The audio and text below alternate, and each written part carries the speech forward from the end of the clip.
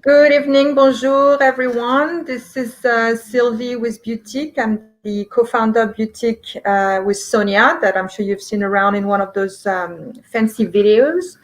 And tonight we have the pleasure to welcome again for the seventh consecutive week, Erin Wiley. Hi, Erin. Hello, how are you? I'm just sharing on Facebook so everybody can watch. Awesome.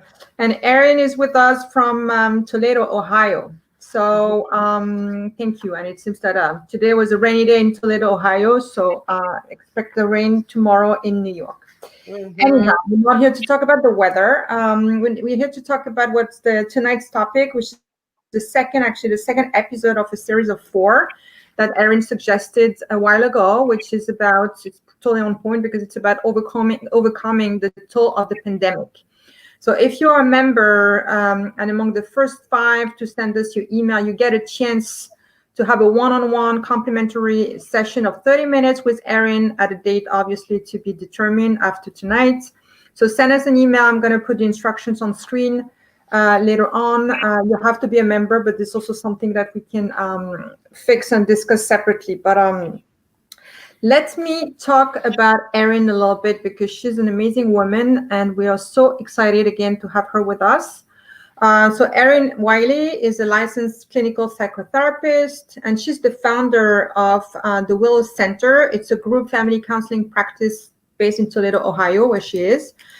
She has a team of 25 other therapists, and their clinical focus is marriage, family, parenting, and relationships. And Erin is a superstar because she serves as an on-air consultant for TV chains, and she's been published many, many times in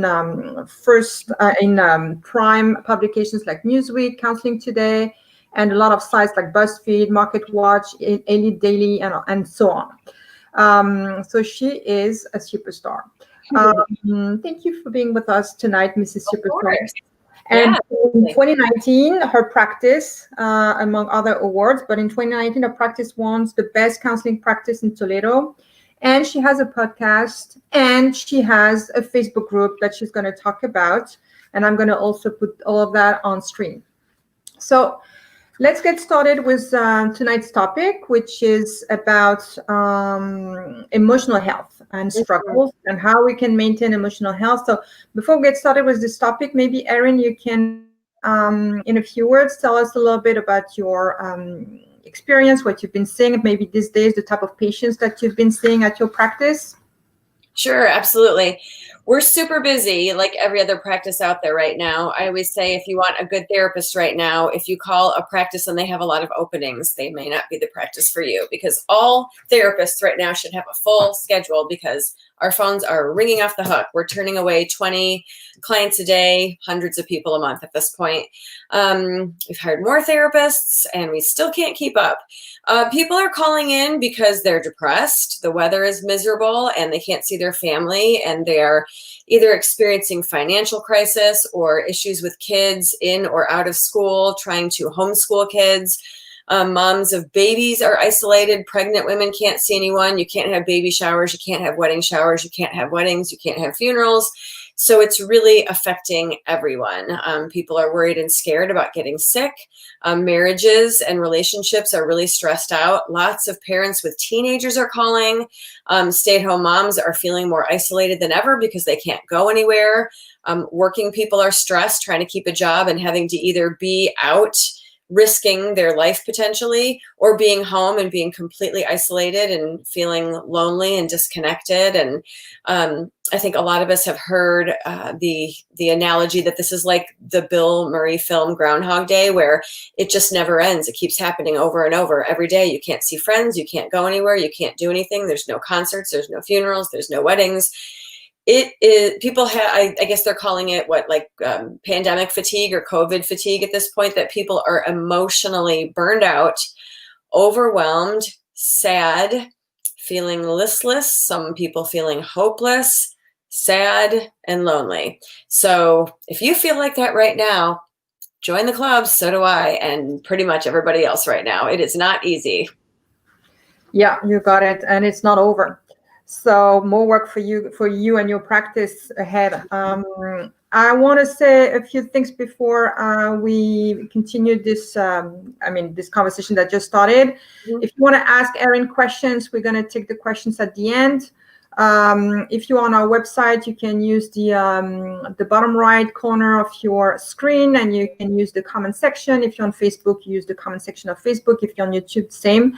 And I'm going to pull up the questions. So don't hesitate. Erin is here for that. She does it really well, and answering the questions. And don't forget that if you want to have a private session with Erin afterwards, you can apply, and I'm going to finally pull up the details. So Erin, you've told us about a lot of those emotional struggles, like the loneliness, we can't do this, we can do that. But what are the main, I don't know if it's 3, 4, 5, I don't know, the big ones that you see people coming again and again, and that's maybe I'm not getting any better? Definitely relationships. I mean, our list for couples was up to 60 couples that were trying to get in for therapy that we couldn't see. So couples are struggling. Being part of a couple is complicated and stressful in general anyway. I've been with my husband for 28 years. We've been married 24 of those years. And it isn't easy to be partnered with someone. We naturally pick someone who triggers us in order to heal childhood wounds. So there's a lot of potential conflict in relationships. And when you can't get a break from each other, or you can't go anywhere or enjoy anything or see any other people beside who are right in your home, it adds a lot of stress. That's one. I'd say another is parents and kids, teenagers, for sure. A lot of parents calling and struggling with teens. Because children are our children. We think they belong to us. They're our babies. And then they get to be teens and they're ready to start to fly. And a lot of parents struggle. There's a power struggle because we don't want to give those kids autonomy. We want them to belong to us and stay with us and do what we want them to do and think how we want them to think and behave how we want them to behave and make the choices we want them to make. And that's not how teenagers are wired at all. And it's not healthy. So there's always conflict with parents and teens anyway. But now that I've got a teenager who just brought some friends over, and I was like, dude, you can't bring people over. Like, right? It's dangerous right now. So there's just inherent conflict, I think, in a parent-teen relationship. And then I guess other groups or people who are really struggling right now, I guess anybody who already had issues with depression and anxiety really seems to be struggling more because this is just an added burden that makes everything more complicated and more scary and more lonely. So people who were struggling before are struggling more now. Oh, you're muted. I can't hear you. I'm on mute. That's why I'm a little slow. Trying to concentrate on what you were saying. So maybe all of this is aggravated by the fact that people maybe lost their jobs or are encountering financial difficulties. Is that something also that you are experiencing? Yeah, and it seems like because we see so many families, so we see, individuals who are part of a family, people who are part of a couple, moms who have, everyone from pregnancy, tiny babies, preschoolers, school kids, tweens and teens, and college kids. So anyone in those situations right now, yeah, they are struggling more than before. So what is it that you can tell them to manage their struggles? Of course, there's the fact that they can try to come see you or another therapist. But besides seeing a therapist, what is it that they can do, that people can do, maybe depending on the type of struggles they're going through? Is there a specific strategy depending on what struggles you have? What is it that you can say in terms of remedy? Sure. Well, I've got a bunch of ideas. I've got them written right down here in my handy dandy notebook. So we will talk about some of those tonight. The first one I want to talk about is managing expectations. I think being able to lower our expectations right now. And when I talk to people about that in therapy, they seem to really struggle because people don't want to lower their expectations. They want to aim high and get great things and manifest wonderful things. But there are times of strife and struggle where it's going to be unrealistic to expect that things are going to go great. Sometimes there are just times we're maintaining. I know as a therapist, I'm always encouraging people to adapt and adopt healthier choices and lifestyle changes. But I've even jokingly said to a bunch of patients today, like if 2 glasses of wine are what get you through like after dinner some nights and that's what you need, whatever. Like right now, it's like all bets are off, people. Like we are trying to survive like the plague. It is not good out there. It is affecting people financially, school age kids, like all of the stuff in every way. It's affecting everyone somehow. So managing expectations and just understanding that this isn't necessarily going to be a time of great growth and progress for you, but that it might just be hanging on and surviving and making it through.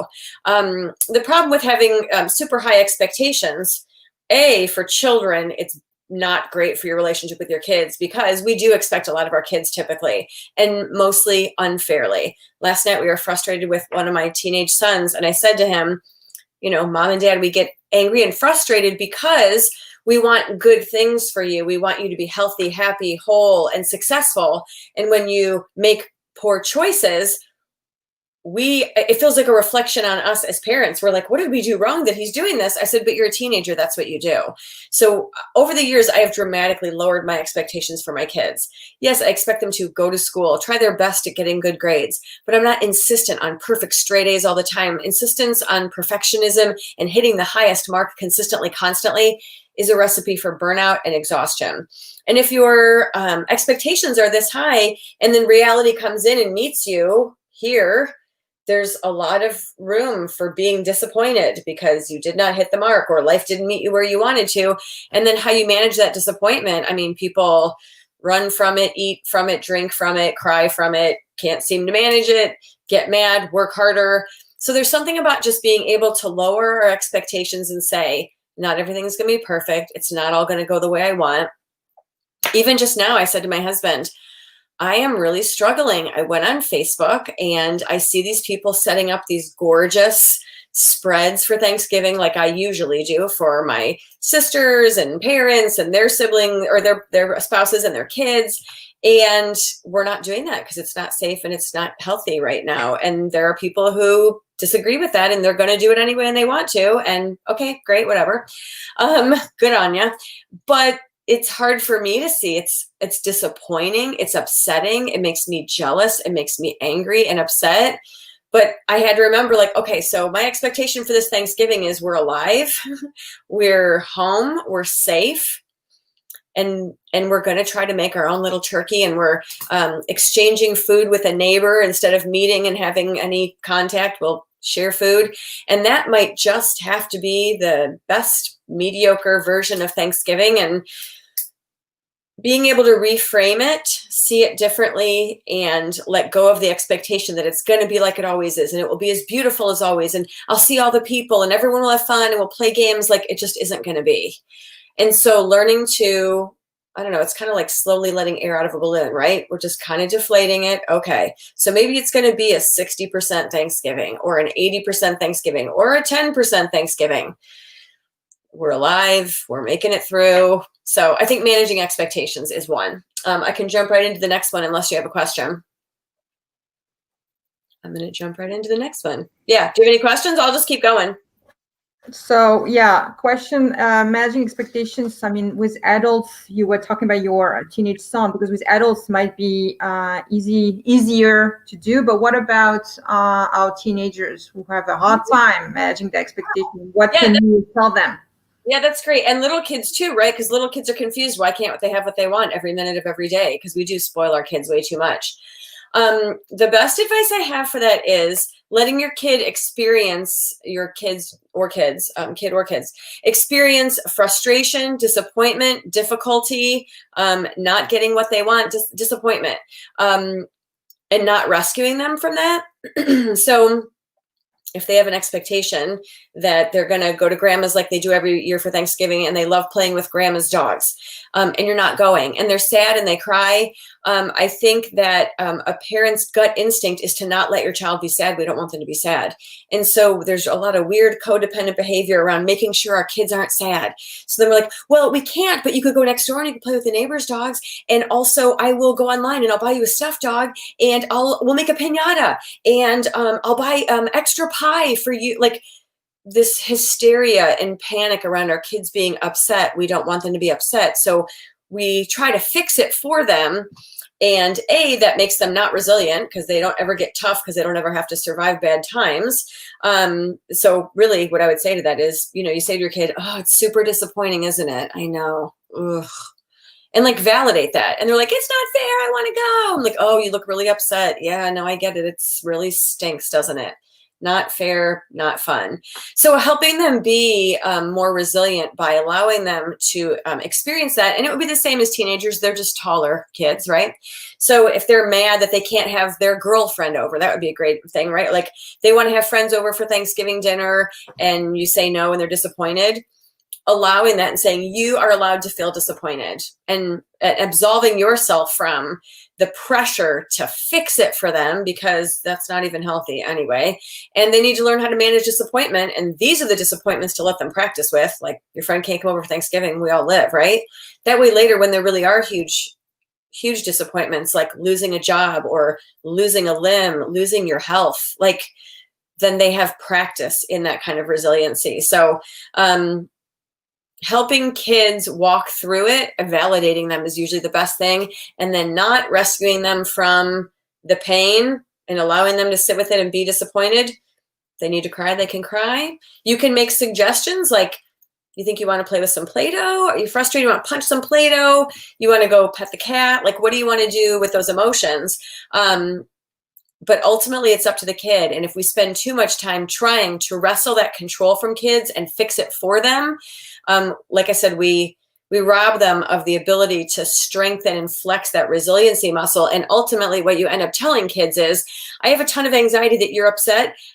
And then, subconsciously, kids are like, why? She doesn't think I can handle this. And there's a message, I think, that implicitly comes with that. A subliminal message of, I know you can't handle being upset. You're not mature or smart or brave enough. So I will try to rescue you. And it leads to weird stuff with parents and kids, where kids feel disabled emotionally and shut down. I mean, we have more depressed and anxious kids than ever before. And I really do think a large part of it is us trying to rescue them from disappointment. So being able to show them how we manage our expectations and lower expectations, and giving them permission to grieve and be sad and angry, and then walking away and letting them handle it, I think is the solution. Thank you for this. So what is your second advice? Okay, so this is my favorite thing to teach, and it's such a basic level skill, and I teach it constantly. But it's maybe one of the most important things. I really think it's maybe the most important thing I teach people. And it's how to manage emotions. So go with me here. There's something called the window of tolerance. And if you can imagine, there's like a window, and then there's like a couple segments, top and bottom. So the window in the middle is how much you can handle in life, right? If someone hands you a rose, if you win the lottery, right, you're well within the window of tolerance. You can handle that. If someone says something really mean and biting that it feels personal and makes you feel ashamed, you might slip out of that window and go below it into an area of not functioning well, like low, like dysregulated, right? Like downregulated. I'm not functioning well, depressive. And then if there's something that takes you out of the window of tolerance up, like someone cuts you off in traffic and it elevates you, you're not tolerating that. You're out of the window of tolerance. You are hyper aroused as opposed to hypo aroused. So you can't think clearly. You're not thinking clearly. You can't make good decisions when you're not in your window of tolerance. So the goal, one of the goals of therapy and life, I would hope for adults who want to fully self-actualize and become the best they can be, is to grow our window of tolerance so we can handle more things. That's resiliency, like I was talking about. So it's how you handle and manage disappointment. And the best skill that I have for that is feeling statements. If you have little tiny kids, you might be familiar with it because in school they're starting to finally teach it. Just like, I mean, I know the food pyramid has changed over the years, but those are the basic kind of concepts that we try to teach young children so they move into adulthood and being, you know, part of society and having basic building blocks of knowledge beyond just like math and reading, like life skills. And managing our emotions is probably the biggest life skill out there, and we have never really taught it. Those of us who grew up in the 70s, the 80s, even the 90s, I would say, didn't really have parents who were super attentive emotionally. If you're crying, they're like, stop crying, you're being a big baby. Or like, go to your room, you can't stop crying. And they weren't like, what's happening with you right now? It looks like you're really struggling. Tell mommy more about what's happening with you. Because they were too in their own ego space and upset that you were upset, and they couldn't handle that you're upset. So they got mad and spanked you or yelled at you or mocked you. Like, not all parents, but also parents are busy people too. And there's other kids to take care of and jobs. And so only recently, I think, are we realizing and encouraging parents to be like really laser focused, tuned in, not every minute of every day, but at moments of emotional regulation to say, you looks like you're having a hard time, or how can I help you right now? Or what's going on? Are you mad? Or are you sad? And that is going to dramatically impact these kids and future generations because they're just going to be emotionally healthier and hopefully not use food or alcohol or other things to manage big feelings. So feeling statements are a 4-part template, if you will, of how to handle emotions. And so if you're a note taker and you're listening or you want to write this down, this would be a really good time to grab a pen or open up a little note in your phone to write this down, because this is base level. Everyone should know how to do this. Everyone should be practicing this. In my house, when I became aware of this idea, I printed out computer-sized sheets of paper, my printer here, and we put them all over the house, and we practiced them when we weren't upset so that when we were upset, we knew how to do them. And it basically goes like this. I feel blank. That's the first template. I feel blank. So you are going to say what emotion you feel. Now, if you say, I feel crappy, I would probably say, is crappy an emotion? I don't know, maybe it is, but like, what does that mean? You feel disappointed, you feel jaded, you feel hurt, you feel sad, you feel, frustrated. What does crappy mean? Or if someone says, I feel like I want to punch someone in the face, is that a feeling? So the first thing is becoming highly proficient at identifying what is happening with you and speaking it, like knowing, I'm feeling this. This is what's happening. The example I always use whenever I do public speaking and I talk about this is years ago when I would come home from work and I would open up the door into the kitchen and my kids' giant heavy backpacks and shoes and filthy, sweaty socks that are balled up were all over the floor. And it would really tick me off and I'd be really mad. I used to be like, why are you guys such a mess? And, nobody else in this house cleans except for me, and everyone leaves crap everywhere. And I'd play the crazy yelling mommy, which a lot of moms do because we feel unheard and frustrated and we don't know what else to do except spout off, and that doesn't fix the problem. So I thought, this needs to change in this house. We need to manage this. If I want this to change, I need to figure out what's happening. How do I feel? I feel frustrated. I feel angry. Okay. So the first one is I feel frustrated or angry when, so that's the second line, when what? What's the situation? When, ideally, we don't say you because we're not talking to a person, we're talking about a situation. So we don't say when you leave stuff all over the place, because then whoever you're telling it to feels attacked. The wall goes up. They're not hearing you. They're not able to validate you. They're defending themselves. So I feel frustrated and angry when there are things all over the floor when I come home that I could trip over and that I feel like I have to clean up. So I feel frustrated when, and then because, why does that make you feel frustrated? What about that is upsetting? Because it makes me feel like other people in my house don't value having a clean, beautiful house. And I do. and them not valuing it makes me feel like they don't value me, and I feel unheard. So I feel frustrated and angry when stuff gets left on the floor because it makes me feel unheard, not valued, not supported, not cared for. It makes me feel invisible, insignificant. And then the last part is what do I need in this moment? We need to fix this, right? If what I need is for that stuff to be gone off the floor, my options would be I clean it up myself and just accept that and not be a martyr and be mad about it and just say, well, if kids leave things, I guess I'm going to pick it up because it's important to me that it's out of the way. Or I tell them, I want you to come pick these things up. And it's such a different feeling to be in control and aware of your emotions and say, oh my gosh, this stuff is here. Okay, hold on, what's happening? I feel angry when they leave this stuff here because it makes me feel like no one hears me or listens to me and I feel not valued. I need them to pick it up. I'm going to get them to pick it up. Boys, come out here. This needs to stop. You need to pick it up. Everyone, no video games until it's picked up. Great, they picked it up. As opposed to before where my emotions would carry me away and I'd walk in and go, you've got to be kidding. And then all these automatic negative thoughts. No one in this house listens to me. No one values my time. Everyone thinks I'm a maid here.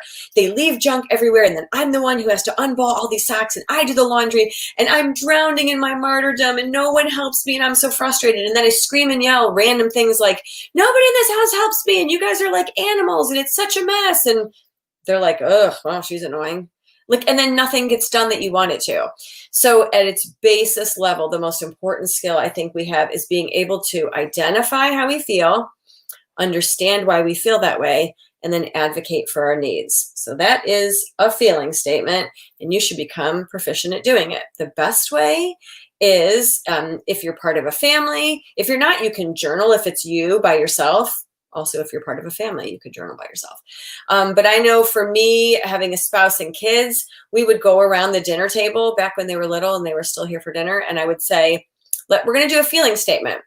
I never called them positive or negative feeling statements because really no feeling is negative. They just are feelings, right? Like anger is not a negative emotion. Sometimes anger is a really great emotion to have. So I would call them easy and difficult feeling statements. An easy feeling statement is like, I feel excited when we have spaghetti because it's my favorite dinner.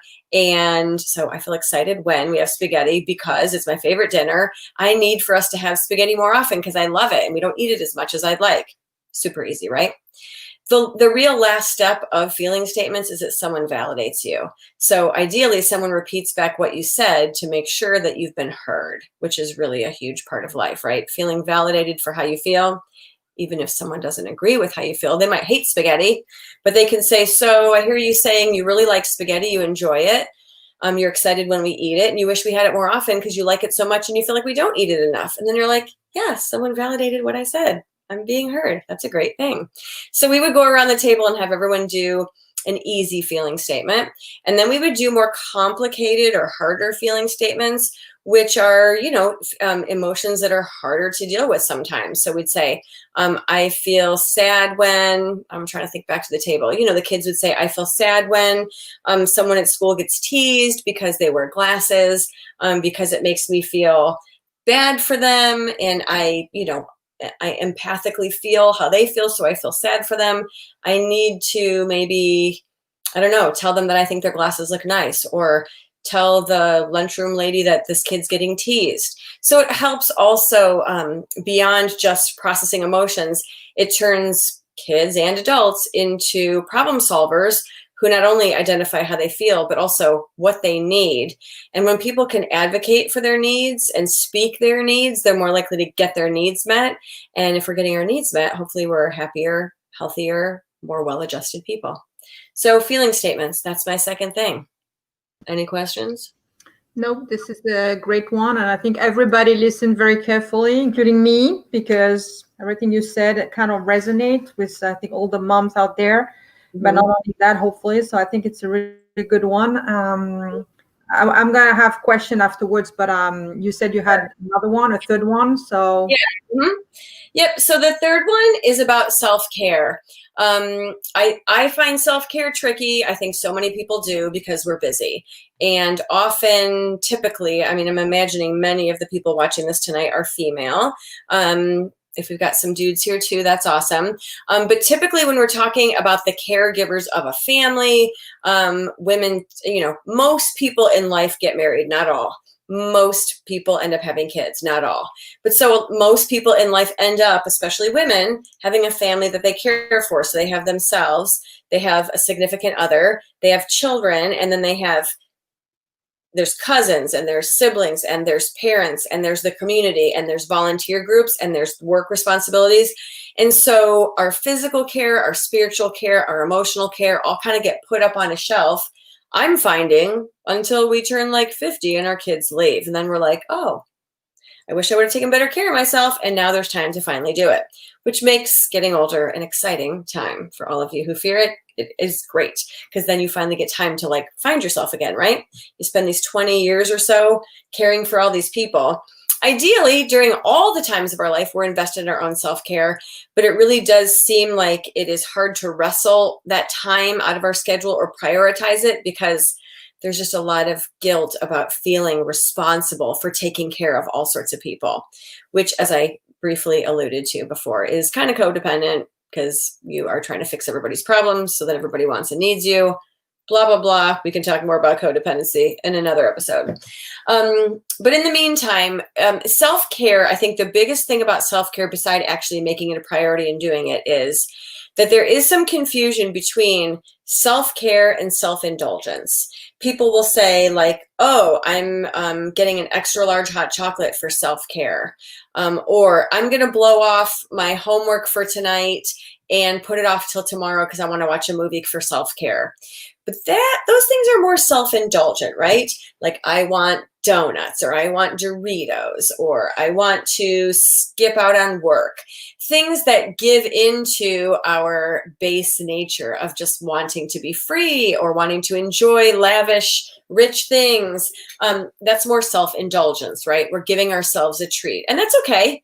And sometimes that could be self-care if every now and then, like once a month, you like let yourself go to a chocolate shop and pick an expensive, beautiful piece of dark chocolate. Like that's a self-indulgent form of self-care.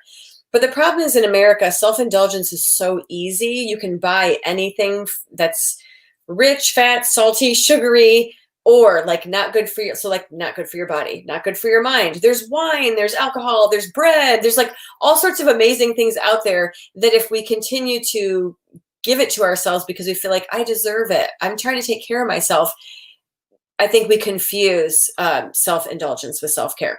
So what does self-care really look like? Self-care is setting up boundaries or rules that benefit you in the long run. When I think of self-care, I think one of the best ways to conceptualize it is to imagine that there's a good mother version of you inside of you, right? Even if you're a guy, and it doesn't have to be a mother, it could be a caregiver, it could be a good, nice manager, it could be the therapist inside of you or a teacher, however you conceptualize it. But someone in your mind who goes, okay, that's enough. And you've all heard this voice in your head. You need to roll up the bag and put away the chips. Or do you need ice cream again tonight?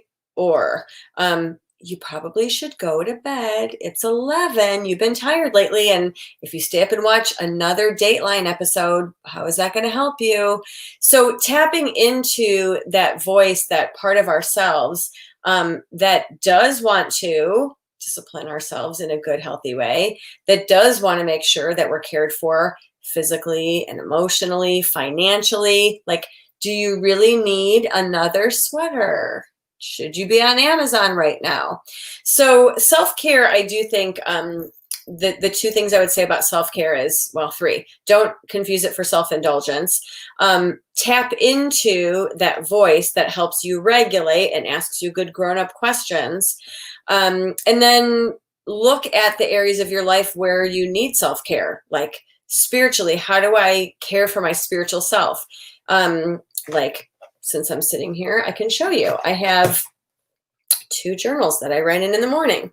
This one says, you had the power all along, my dear. from The Wizard of Oz, because it's my therapist told me. She says, you have the power inside of you to heal yourself.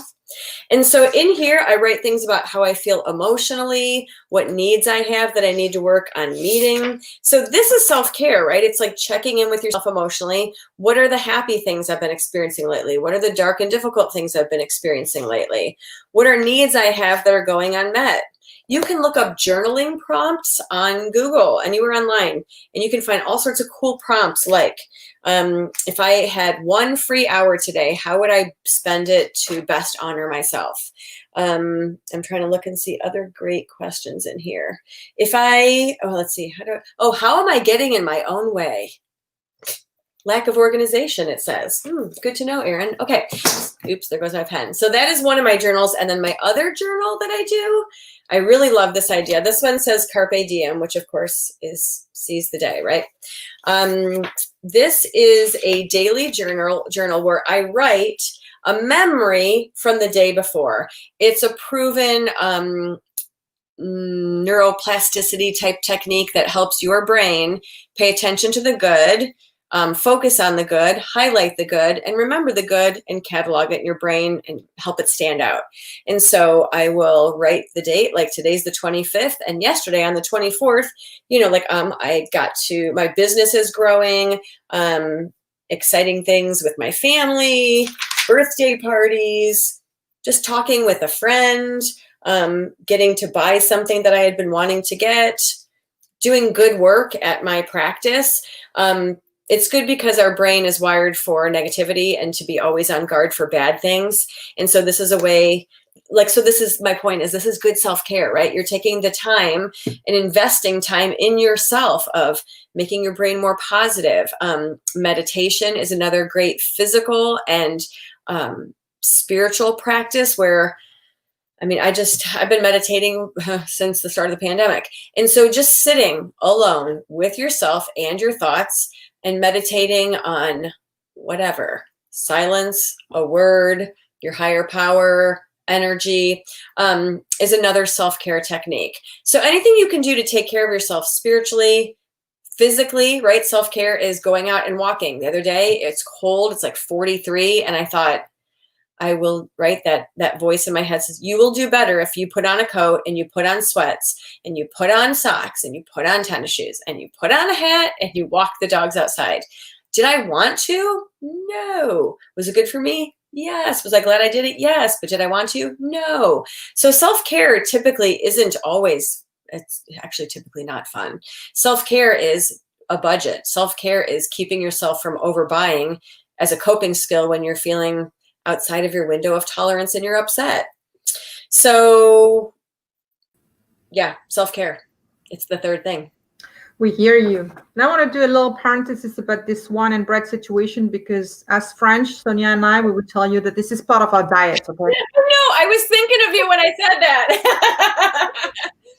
that. With moderation, as always. But, all things in moderation. Yeah, the problem was, back in the spring, we all got sourdough starters, and I was making amazing bread, and my friend was, and it was eating bread and butter every day. And that might not be exactly what to do, but I reacted to this because that made me laugh. We have a couple of questions, based on what you mentioned something about social media where you were feeling a little jealous, a little envious. So a question from Linda. When we struggle, should we take a social media break? Oh, for sure. Yeah. You know what I do all the time on social media? Besides a break, which is easy to say, but hard to do, right? We all have a phone. We know right where to click. One of my favorite techniques to break yourself from social media is I will take, my Facebook is my social media drug of choice. And I will take my little Facebook thing, the little icon, and I'll move it. And when I do that, I pick up my phone and I end up hitting something else because I'm so used to like a little monkey in a lab hitting it. But you know what you could put there in its place? You could put, there's an affirmation app called I Am, and it will give you affirmations that you can read and like say good things to yourself. Like, I choose to breathe, trust, and let go. I listen to and follow my inner voice. I let go of my fears. So you could put I am in its place. There's an app called Gratitude with an exclamation point that I use almost daily, where I write all the things that I'm grateful for, and I keep a list because that's another good way to retrain your neural networks to be positive. So for sure, take a social media break. And if nothing else, what I did, I'm super transparent because I have no shame, is I went on Facebook and I started to write how upset I was. And I was like, it feels so unfair that people are setting up these beautiful tables, and I haven't seen my parents since February, and I'm so grouchy. And then I thought, okay, well, delete, close it. Like, no one needs to hear me whine and complain. I want everyone to hear me whine and complain, but I am within my window of tolerance, and I recognize it's going to make enemies of some of my friends. It's going to hurt people's feelings. Some people are going to have nice Thanksgivings, and they're going to be mad that I can't be happy for them. And no one really needs to hear me whining and complaining. And if I want to go to Facebook and whine and complain to everybody, then I clearly have an unmet need that needs to be met. And I probably should figure out a way to regulate my emotions, because expecting everyone else to regulate them for me isn't really healthy. Wah, wah. So yes, taking a social media break is a great idea. I probably should do it tomorrow. So now it's a question from Amy regarding loneliness. I understand that Amy might be single because she's asking. So tomorrow, as we know, it's Thanksgiving, and she seems to be, apparently she's going to be alone, and she wants to know how to manage the loneliness on a day that's supposed to be filled with family and friends and get together. Great question, Amy. I mean, for sure, one of the things I would say is, it's a different Thanksgiving, so I would embrace it. I actually just was talking to a friend of mine named Amy yesterday or the day before, and we were talking about how when she was single, what she did every Thanksgiving was she made her own tradition, and she would get up early and go for a hike in the park. And I think sometimes when we live up north, we feel like we can't do that because the weather's bad. But I'm really challenging myself this winter to get bundled up and go outside, because it is so good for you to breathe fresh air and move your body and be outdoors, regardless of how beautiful the weather is or how nice it is. So I would think about it as a self-care day. Like, okay, you're not going to be with people, but you could really be attentive to yourself instead of focusing on, like, I can't see my mom and my sisters aren't here. Of course, you can do a Zoom call. You can see all your people online. But also, what if it was a day that you just said, like, I'm going to focus on taking care of myself, and I'm going to work on writing in a journal, do some journal prompts. I'm going to track my gratitudes and how I'm feeling, check in with myself emotionally, maybe take a long hot shower and spend time massaging yourself and like rubbing delicious cream into your skin, spending the time to make a nice meal for yourself that's healthy, or batch cook some food for the coming week that's good for you. Spend the day in bed and read. Like, I would say self-care and self-indulgence would be totally appropriate on a day you're going to be sad and lonely and looking for something to do. I would invest in yourself. Yeah, that's a good one. I can only encourage that. And Beatrice is asking if she should reach out to others when she feels low and down. Yeah, I think you just have to know who you can trust. Sometimes I think that, our friends and our sisters and our coworkers are not our therapists. Our spouses, significant others, not our therapists. But we do put our friends in positions sometimes where we want them to listen to us when we're frustrated or upset. I just think we have to recognize when people have had enough and when we've overwhelmed them and when we need an actual therapist. But I do think with any close relationship, a really good friend, a sibling, a significant other, an adult child, to be able to tell people what you need. So if you're sad and you're reaching out to someone, I think it would be really smart and helpful and great if you could say, I feel sad when the holiday's coming and I know I can't see anyone close to me. That makes me sad because it emphasizes my loneliness. I need what? I need to reach out and connect with people, or I need to complain about it. And sometimes we do need to complain and whine and vent about it. And if that's the case, then I think if you know that, you can say to someone, hey, I just want to complain. I'm miserable and grouchy and mad, and I just want to whine and bitch about it. And then someone can go, okay, I'm here. Let me hear it. And then you can just talk, and then go, oh yeah, that stinks. Oh yeah, that's not fair. Oh, that's not fun. And then you got your need met. You wanted to just blow off steam. But it is different if you're looking for solutions to say, I'm struggling with something and I don't know what to do. Can you listen and help me come up with ideas? So if you can be really present to how you feel, process what it is that you want or need or hope for in that feeling, then I think you can guide people. So you're saying, should I reach out? Yeah, but it would be even better if, beyond just reaching out, if you could tell people, here's what I could use from you in this conversation, or I could use a listening ear, or I could really use some help with brainstorming some ideas, then you probably will be able to get what you need from that conversation even more than just randomly going to people or Instagram or Facebook or Snapchat to just tell everybody how you feel. So I would say a guided ask, a specific ask of people would be a way that maybe reaching out would be even more beneficial for you. Awesome. And here's a question coming from Facebook, so I can show it on screen, from Katie. Hey, Katie. So would you say, or did you say that everyone's window of tolerance might be smaller during the pandemic? Yeah, I did not say that, Katie, but that is absolutely true. Stress can totally shrink your window of tolerance. Being sick, right? You think of like when you feel miserable, you don't tolerate things as well. You get more frustrated, angry, or sadder more easily. So absolutely. So anything that we can do to build resiliency in ourselves, including self-care and learning how to manage expectations and identify and process feelings and work on our needs. Those are all ways that we should be able to increase our window of tolerance. But absolutely, that was kind of what I was, when I said something about, whatever, if you need to eat chocolate right now, eat chocolate. Like I had some ice cream, whatever. Like if you have ice cream before you eat dinner, whatever. We're all just trying to get through right now, right? This is not a time to be like, I mean, good on you if you're training for a marathon, but like no one needs to be a superhero right now. We just need to all get through this pandemic, get a vaccine, get people healthy, and unburden the healthcare system and bring the economy back and like get some kind of homeostasis, some balance again. So in the meantime, while your window of tolerance is small, do what you can to strengthen and extend it, and just practice those self-awareness and self-care things so that you can still try to have a decent window of tolerance in a difficult time. But yeah, that's a great point. Okay.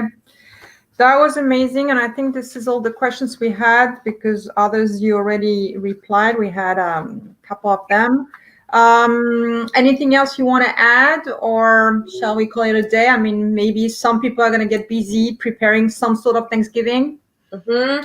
Yeah, I would say just, whatever your holiday looks like tomorrow, manage the expectation, right? If you're having your parents over because they're quarantined and you are, and it feels safe or whatever, if you know that your dad likes to rib you about politics, or your mom always complains about how clean your house is because of your kids or whatever, like, don't expect that tomorrow is going to be the holiday where it all works out and everyone's well behaved. Expect what you know has happened in the past and is true. Your dad's probably going to say something, so how do you manage that? Your mom's going to say something, how do you manage it? So having realistic expectations for what tomorrow and or the next few weeks of the holiday season will bring us, I think will put you in a better place where you can manage whatever happens. And stay away from social media in case people are posting some fancy stuff that you don't want to be exposed to.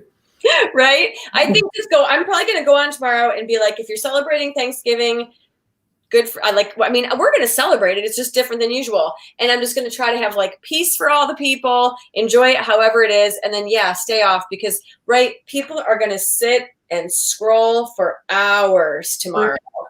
And so maybe think about what you could do for self-care that would be good for you, instead of watching everybody else and being, a voyeur, just staring at the world. Like, do something for you, clean out a closet, go for a walk, like do something that's beneficial for you.